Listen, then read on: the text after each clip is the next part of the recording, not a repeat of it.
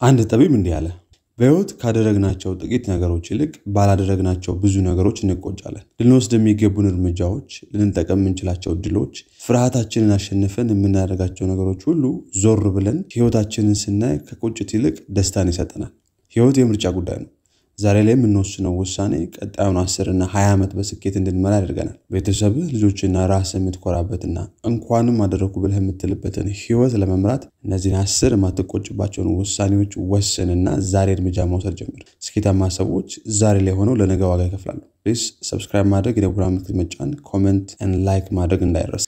የመጀመሪያው ባለህበት ያለ መርካት ውሳኔ። ሁልጊዜ ለመሻሻልና ለማደግ የምታደርገው ጥረት ከዓመታት በኋላ ዞር ብለህ ስታየው የማትቆጨው አንዱ ውሳኔ ነው። ዛሬ ባለህበት ቦታ፣ ማንነት፣ ስራና ገቢ ከረካህ የነገን እድሎች ለመጠቀም ብቁ አትሆንም። ዛሬ ያለህበት ቦታ ለዛሬ እንጂ ለነገ የተሻለ ሰው መሆንን አያረጋግጥ። ሁልጊዜ ለመሻሻል የምታደርገው ጥረት ባለህበት እንዳትረካ ያደርግሃል። በትንሿ ስኬት፣ በትንሿ ገንዘብ፣ በትንሿ ድል አለመርካትህ ከትልቁ ጋር እንድትገናኝ ያደርግሃል። አለመርካት ሰዎች ትተው የሄዱ ቦታ እንዳትገኝ ያደርግሃል። ባለህበት ያለ መርካት ውሳኔ ለራስህና ለሚወዱ የምትውለው ትልቅ ውለታ ነው። ሁለተኛ፣ ጊዜን በአግባቡ የመጠቀም ውሳኔ። በሕይወትህ አንዴ ካጣህ የማትመልሰውን ጊዜ በአግባቡ መጠቀምህ በብዙ ይጠቅምሃል። በሕይወት 3 አይነት ሰዎች አሉ። ጊዜያቸውን የሚያባክኑ፣ ጊዜያቸውን ጠቃሚ ነው ብለው በሚያስቡ ጉዳያቸው ላይ የሚያውሉና ጊዜያቸውን ኢንቨስት የሚያደርጉ። የማትቆጨው ትልቁ ውሳኔ ጊዜን ኢንቨስት የማድረግ ውሳኔ ነው። ጊዜን የሚወስደው ነገር ሕይወትህን ይሰራዋል። የትኛውም ያገኘኸው የጊዜ እድል አሁን ካልተጠቀምክበት ለነገ እርግጠኛ መሆን አይቻልም። ልታደርግ የሚገባህን ባገኘኸው የጊዜ እድል ውስጥ አድርገው።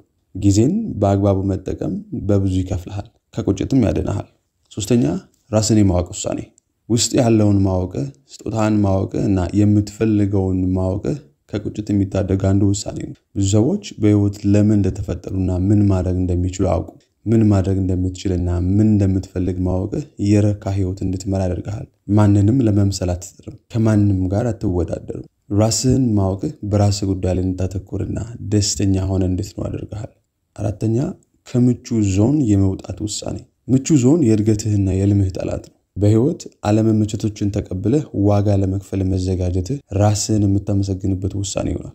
ሪስክ ለመውሰድ የምታደርገው የትኛውም ጥረት የማትቆጭበት ውሳኔ ነው።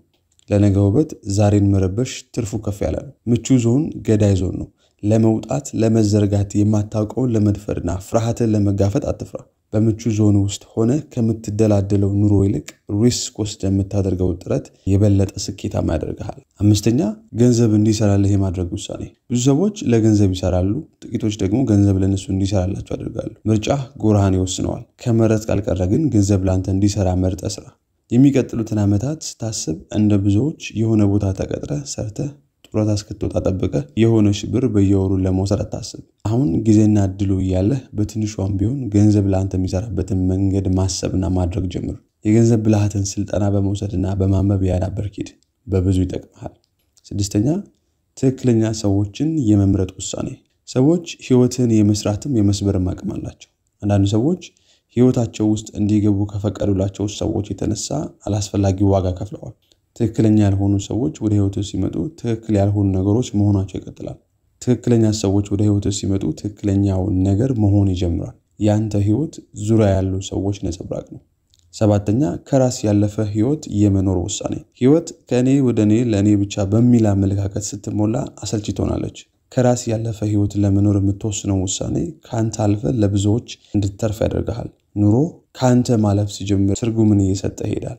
ደስተኛ መሆን ያለው ከራስ ያለፈ ሕይወት ውስጥ ነው። ስምንተኛ፣ እድሎችን በሙላት የመጠቀም ውሳኔ። ሳትጠቀም የሚያልፉን እድሎች እንደገና የምታገኝበት አጋጣሚ ዝቅ ያለ ነው። በሕይወትህ የሚገጥሙን የትኛውንም እድሎች የመጠቀም ውሳኔ ከስኬታማ ሰዎች ጎራ ያቀላቅልሃል። በስኬታማ ሰዎችና ስኬታማ ባልሆኑ ሰዎች መካከል ያለው ልዩነት እድሎችን የመጠቀምና ያለመጠቀም ነው። የተሰጠህን እድል መጠቀም ያንተ ድርሻ ነው። እድሎችን የመጠቀም ውሳኔ ከዓመታት በኋላ ከቁጭት ውስጥ እንዳትገባ ያደርግሃል። ዘጠነኛ፣ ከዕዳ ነፃ የመሆን ውሳኔ። በሕይወትህ ልትወስን የሚገባ አንዱ ውሳኔ የዕዳ ልማድን ከሕይወትህ ማስቀረት ነው። በትንሹም በትልቁም ከሰው የሚበደርና ከአንዱ ብድር ወደ ሌላኛው ብድር የሚደረግ የኑሮ ዘይቤ ዋጋ ያስከፍልሃል። አሁን በጊዜ ከዕዳ ነፃ የሆነን ሕይወት ለመምራት ወስን። አንተንም ሆነ ቤተሰብን ካላስፈላጊ የዕዳ ጫናና ጭንቀት ጠብቅ። ሰዎችን በብድር የምታስቸግርና የምታሰለቻቱ በደንብ ካሰብክበት ያለ ይበቃል። ነገን ዛሬ ለመኖር ብለህ ዕዳ ውስጥ አትግባ። 10ኛ ጥንካሬህን የመለየት ውሳኔ። ጥንካሬህን አውቀህ የበለጠ እያሻሻልከው ለመሄድ የምታደርገው ውሳኔ ከቁጭት ይጠብቃል። ስኬታማ ሰዎች ከሌሎች በተለየ ጥንካሬያቸውን ያውቃሉ። እሱንም እያጎለበቱ ይሄዳሉ። ጠንካራ ጎንን እያዳበርክ መሄድ በምታደርገውና በምትሰራው ስራ የላቀ እንድትሆን ያደርጋል። እነዚህን ውሳኔዎች ከ10 ዓመት ከ20 ዓመት በኋላ ህይወትን ዞር ብለህ ስትመለከት እንኳን ወሰንኳቸው የምትላቸው ናቸው። የምትወስነውን ውሳኔ በጊዜ ወስንና ቀድመ እርምጃ መውሰድ ጀምር። በ20 ዓመትና በ40 ዓመት የሚወሰድ እርምጃ እኩል አይደለም። የበለጠ በጊዜ መጀመር እድልህ ሲጨምር ስኬትህም ይጨምራል። ፕሊዝ ሰብስክራይብ፣ ላይክ ኤንድ ኮሜንት አድርጉ። ቴንክ ዩ